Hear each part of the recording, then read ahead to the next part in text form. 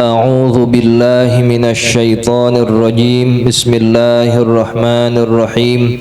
الحمد لله رب العالمين، وبه نستعين على أمور الدنيا والدين، وصلى الله وسلم على سيدنا ومولانا محمد خاتم النبيين وعلى آله وصحبه أجمعين، ولا حول ولا قوة إلا بالله العلي العظيم.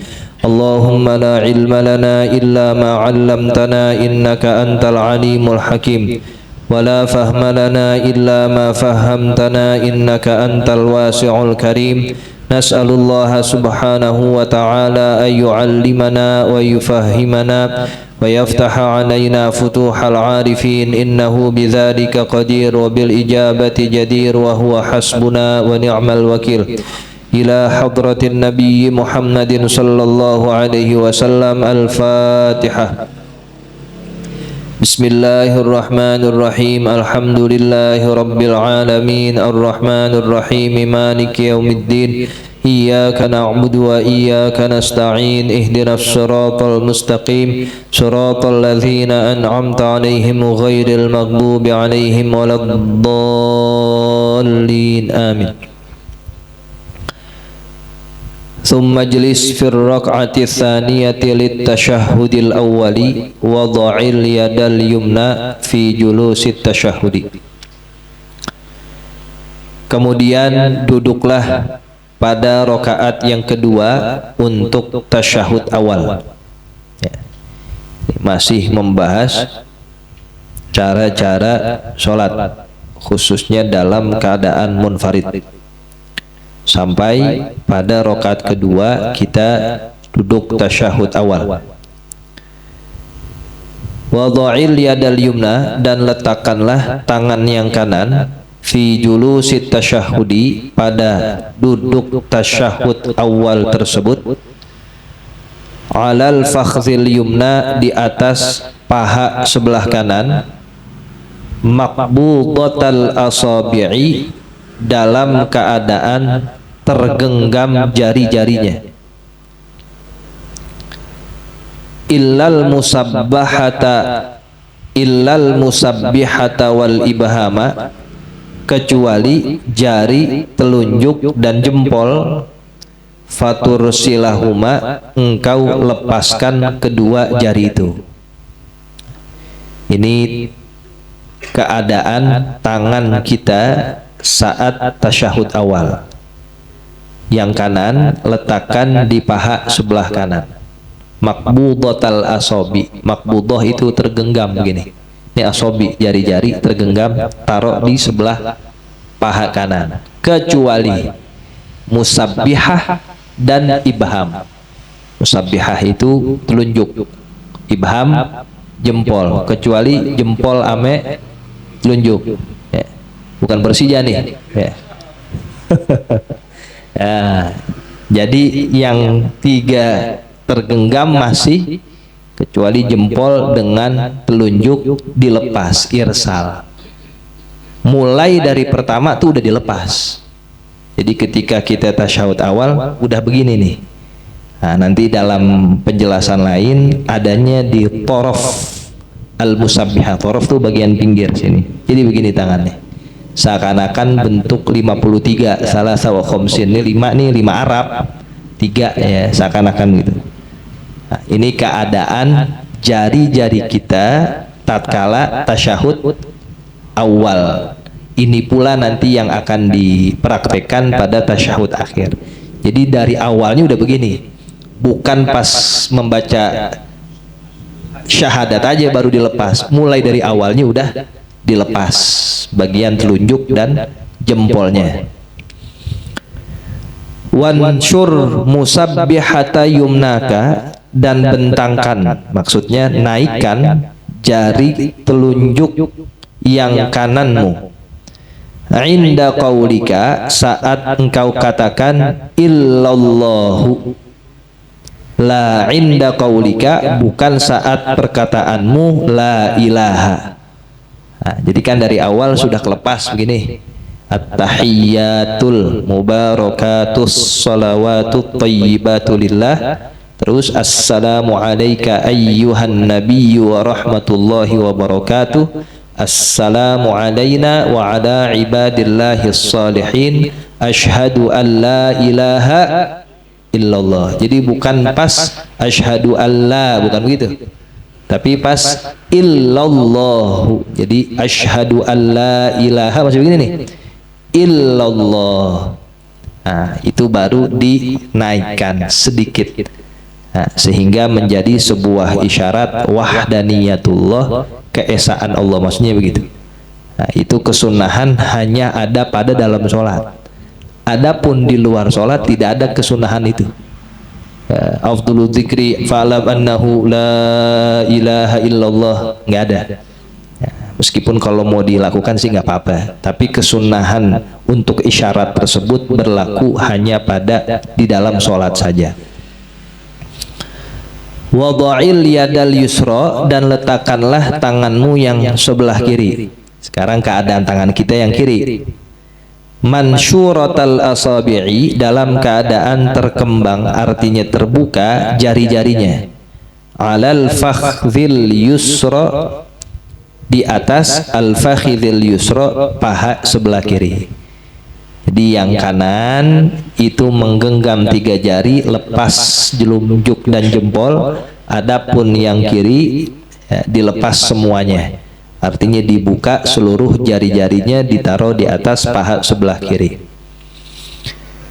Wajlis ala rijlikal yusra, dan duduklah di atas kakimu yang kiri. Fi hadzat tasyahudi, pada tasyahud awal ini. Kama bainas sajdataini, sebagaimana duduk di antara 2 sujud, atau yang kita sebut dengan duduk iftirash. Kita duduk di atas betis sebelah kiri. Kalau iftirash itu pantat kita nggak nyentuh lantai. Nah, kita ngedudukin betis yang sebelah kiri. Wa fit tasyahudil akhiri, dan pada tasyahud akhir mutawarrikan, dalam keadaan duduk tawarruk. Kalau duduk tawarruk tuh pantat kita nyentuh lantai. Warik itu adalah pantat artinya, maka tawarruk duduk di atas pantat. Kalau duduk iftirash kita dudukin kaki kita. Nah, adapun tawarruk kita duduk di atas lantai, tersentuh langsung. Wastakmilid du'a al-ma'rufa, dan sempurnakanlah olehmu akan doa yang sudah dikenal. Al-ma'thura, yang datang doa itu ba'da salati ala nabi sallallahu alaihi wasallam, setelah bersolawat kepada Nabi Muhammad sallallahu alaihi wasallam. Setelah kita baca tasyahud lalu solawat, nah, ditutup dengan doa setelah tasyahud itu, setelah salawat yang ma'ruf, yang sudah kita ketahui bersama-sama. Allahumma inni a'udzubika min azabi jahannama wa min azabil qabri, dan seterusnya. Wajlis fihi, dan duduklah pada tasyahud akhir ala warikikal aisari, di atas pantatmu sebelah kiri. Maka disebut tawarruk, ya alal warik. Nah, sebelah kiri kita tersentuh langsung dengan lantai.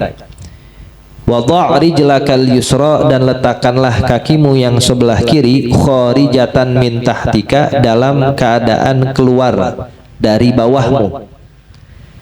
Wansibil qadamal yumna, dan tegakkan telapak kakimu yang kanan. Yang kanan kita tekukin, jari-jarinya menghadapkan ke arah kiblat, jadi bukan diri begini, tapi ditekuk begini. Nah, sehingga jari-jari kaki kita sebelah kanan itu diposisikan menghadap ke arah kiblat. Adapun pantat kita yang sebelah kiri menyentuh lantai. Itulah cara duduk at-tawarruk.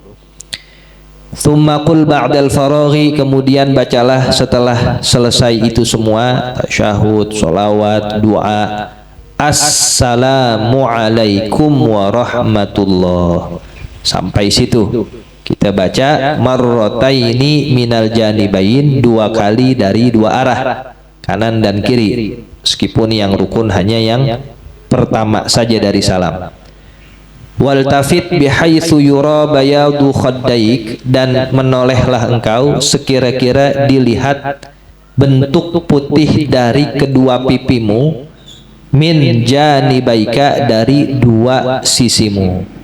Disampai mana? Sampai kelihatan pipi kita. Assalamualaikum warahmatullah. Nah, yang nengok palanya doang, dada tetap menghadap kiblat, jangan semuanya. Nah, kalau begini posisinya sudah berubah dari kiblat, nanti dikhawatirkan batal. Begitupun sebelah kiri sampai sebelah pipi yang kiri kelihatan ke belakang. Assalamualaikum warahmatullah. Nah, itu harus jelas. Assalamu pakai alif lam tuh. Kalau kita bacanya salamun alaikum itu belum cukup. Ya, maka ditegesin alif lamnya. Assalam.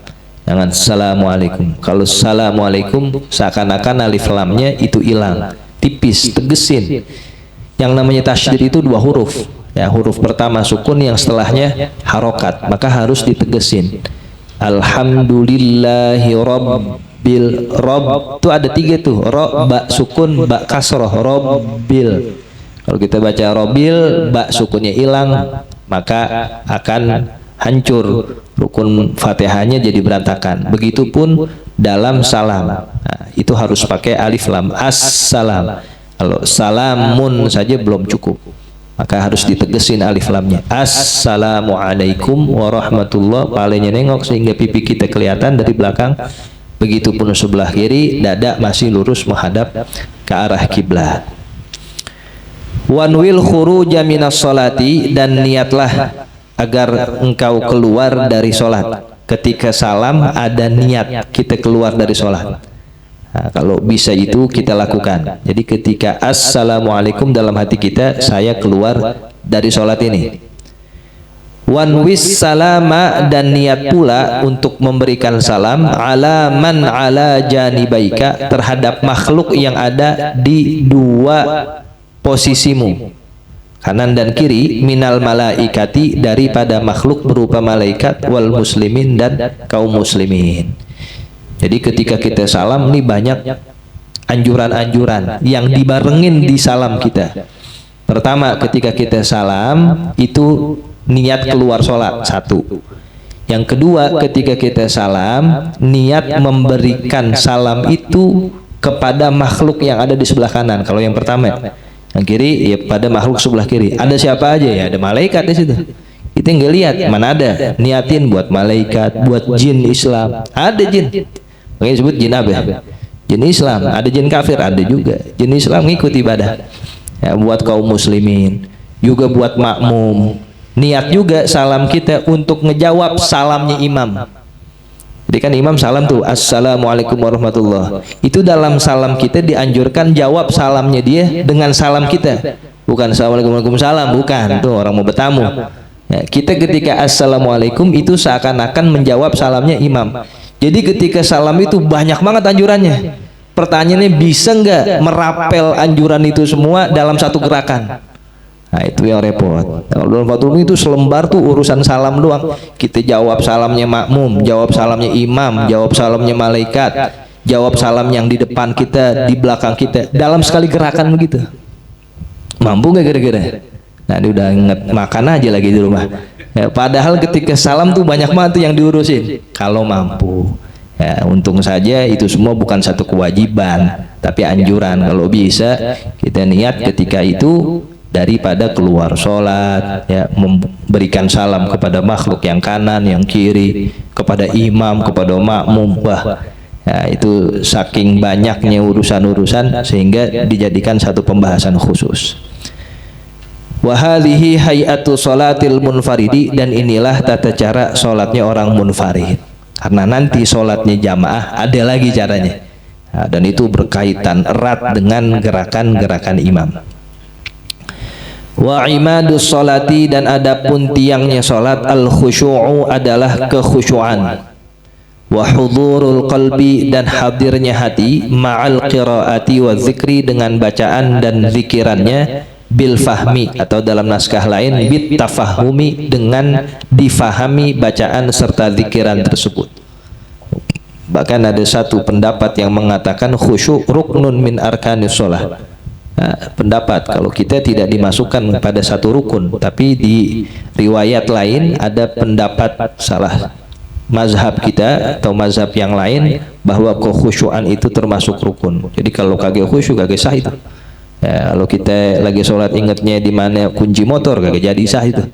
Ya, dan anehnya ketemu tuh lagi sholat, padahal sebelumnya kagak ketemu mana? Oh ternyata di kantong jaket.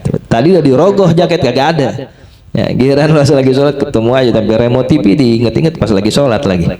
Padahal kekhusyuan termasuk tiangnya sholat. Tiangnya dalam arti intinya itu pada kekhusyuan. Di antara caranya untuk menghadirkan kekhusyuan adalah faham apa yang kita baca. Faham secara umum. Kita baca Fatihah, segala puji bagi Allah, Tuhan semesta alam. Semuanya itu milik Allah. Ya seterusnya.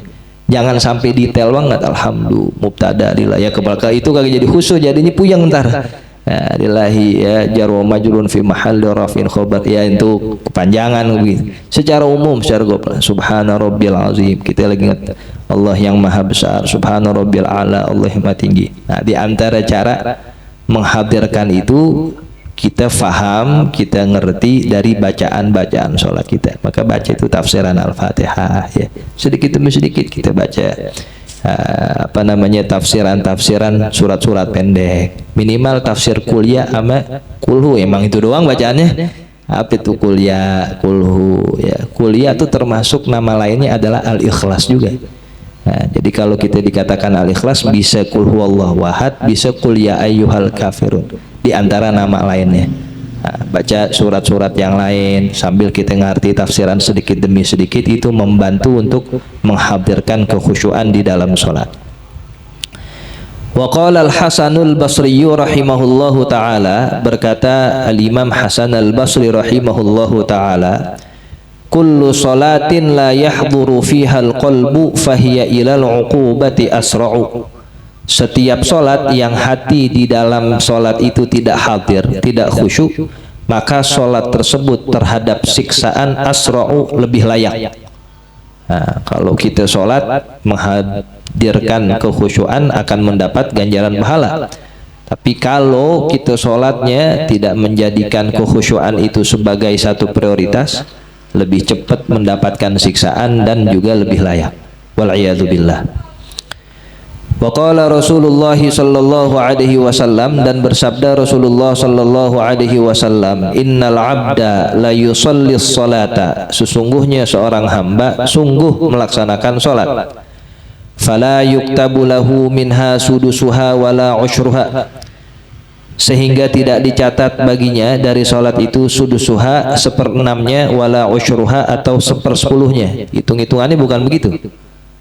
Wa innama yuktabu lil abdi min salatihi, sesungguhnya yang dicatat bagi seorang hamba dari salatnya, biqadri ma aqala minha, seukuran apa yang ia fikirkan minha dari salat itu. Jadi seukuran khusyuknya berapa, 5% ya segitu dah, balasannya 5%. Salat khusyuknya berapa, 10%.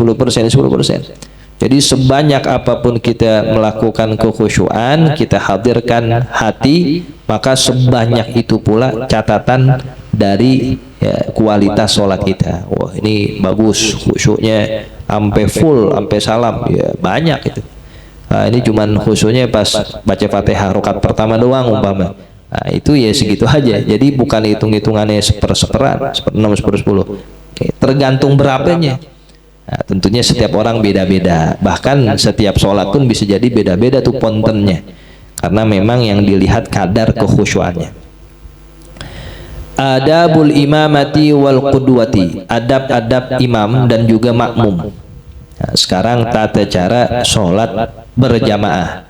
Ada imam, ada makmumnya. Bagaimana itu jamaah bisa berlangsung dengan baik sesuai syarat dan adab-adabnya, maka ini menjadi satu penjelasan dari pengarang.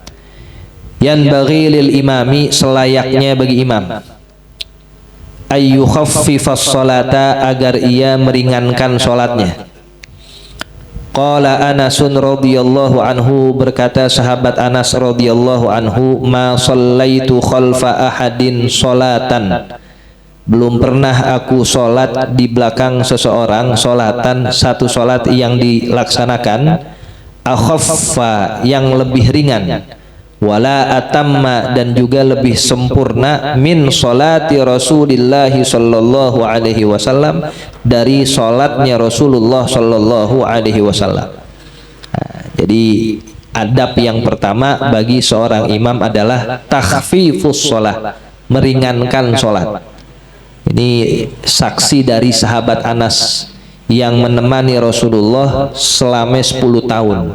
Jadi khodimnya, jadi pelayannya. Berarti kapan aja Rasulullah ada, dia ada. Termasuk lagi ibadah. Dia menyaksikan, saya belum pernah sholat di belakang siapapun yang lebih ringan, lebih sempurna dari sholatnya Rasulullah SAW. Artinya ketika dia jadi imam, itu dia ngenakin semua.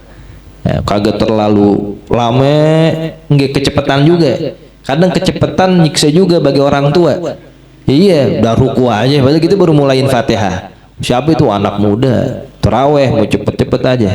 Kadang kelamaan bagi anak muda, gerutu juga lama bener, siapa sih ini imamnya? Sedang dah ya. Jadi kecepatan banget kagak, terlalu lama juga kagak. Sehingga dikatakan idza shalla ahadukum binnas falyukhaffif. Apabila kalian mengimami orang dalam sholat berjamaah, maka ringankanlah. Ya, katanya fa inna fihi mudha'ifa wal kabira. Dalam jamaah itu ada orang yang udah kagak kuat, ya udah lemah. Al kabira yang udah pada tua, wazal hajati dan orang yang punya urusan, ya. Wa idza shalla ya li nafsihi falyutawwil ma syaa. Kalau di salat sendiri lu baca 3 juz juga silahkan. Tapi kalau lagi bawa rombongan, nah biar bijaksana. Jadi kecepatan banget kagak, terlalu lama juga kagak, sedang dah. Ya, itu yang paling enak. Maka ketika kita mendapati satu imam disenangi oleh semua elemen jamaah, mau yang muda, yang kecil, yang tua, pertahan itu. Nah, tapi kalau secara mayoritas kurang senang, nah itu yang perlu dievaluasi. Kurang senang bukan karena tendensi pribadi ya, siapa itu imam mau ngutang sama saya itu. Nah, itu urusan pribadi, jangan dibawa-bawa sama jamaah.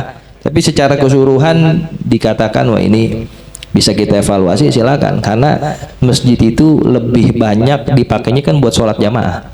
Maka kepentingan jamaah itu harus prioritas. Di antara kepentingan jamaah adalah ikhtiyarul a'immah, memilih imam. Masjid nggak apa-apa nggak ngelakuin maulid, nggak dosa. Tapi kalau imamnya ini yang menjadi pemimpin sholat kita 5 waktu kurang ya, menyenangkan bagi seluruh jamaah, itu yang nanti akan membuat masjidnya juga ya, kurang stabil. Jadi penting tuh kita milih imam. Di antaranya adalah imam yang ngenakin semuanya. Ya, berarti yang berilmu, yang bijaksana, yang kalau kita dengar juga enak, nggak perlu yang melengking-melengking. Ya, kita sholat jamaah, imamnya bagus tajwidnya tapi nggak bernada, itu juga dalam hati. Dibanding ketika dia memprioritaskan nada kemana-mana, ancur-ancuran tajwidnya, kita di belakang jadi ngoreksi. Ini udah nggak termasuk yang menyenangkan bagi seluruh. Artinya seorang imam tuh harus bisa, apalagi nadanya enak, tajwidnya cakep, nah itu yang ya, lebih bagus. Tapi kalau disuruh pilih, ya, pilih yang benar-benar faham, ya, al-ajwad, al-aqra, orang yang bisa, orang yang bagus dalam tajwid bacaannya, itu yang harus kita pilih, yang kita pertahankan. Nah, terlebih adab yang pertama adalah takhfif, itu meringankan di dalam sholat sebagai ciri imam yang baik. Yang kedua, wala yukabbiru, dan imam jangan dulu takbir malam yafrughil muadzinu minal iqamati, selama muadzin itu belum selesai dari mengumandangkan azan dan qomatnya. Jadi kalau belum selesai qomat, tungguin dulu. Wa malam tastawis sufuf, dan selama saf-saf barisan sholatnya belum lurus. Nah, ini adabnya. Jadi ketika imam maju masuk ke mihrab, lihat dulu, perhatiin. Otomatis kan qomat dah selesai, dia maju, lihat dulu, perhatiin belakangnya. Nah, yang mana yang belum keisi, ya silahkan diperintahkan sawu sufufakum, ayo jamaah ya isi dulu yang kosong, begitu. Jamaahnya juga kudu ngerti imam udah ke depan jangan pada duduk-duduk juga, bangun, disengaja lagi nyari paling belakang.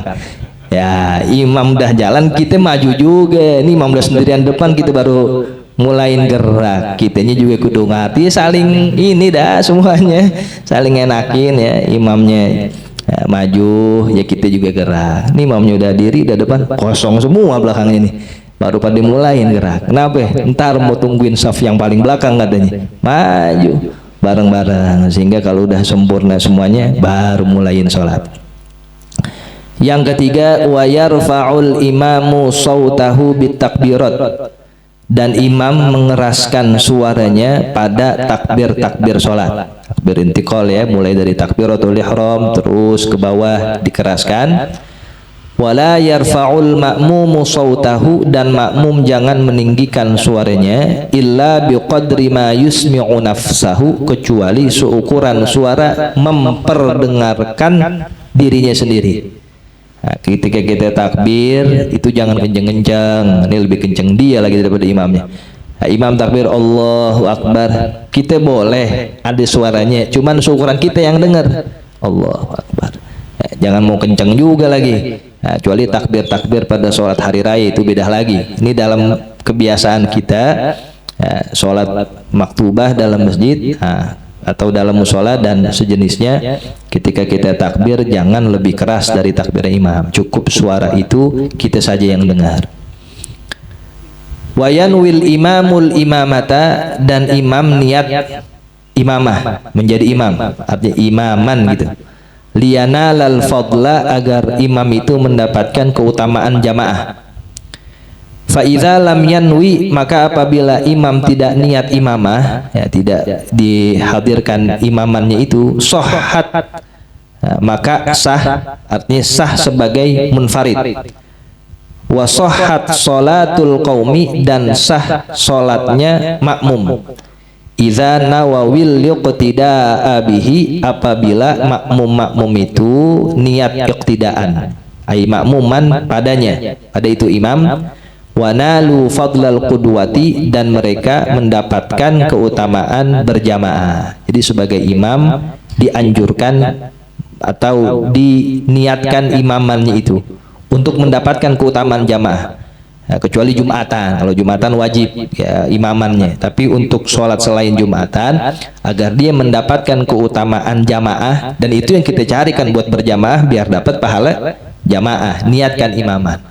Umpama ada imam yang kagak niatin imaman, sah nggak? Sah, tapi sebagai munfarid itu, makmumnya tetap kalau di makmuman kepada dia dapat fadilah jamaah.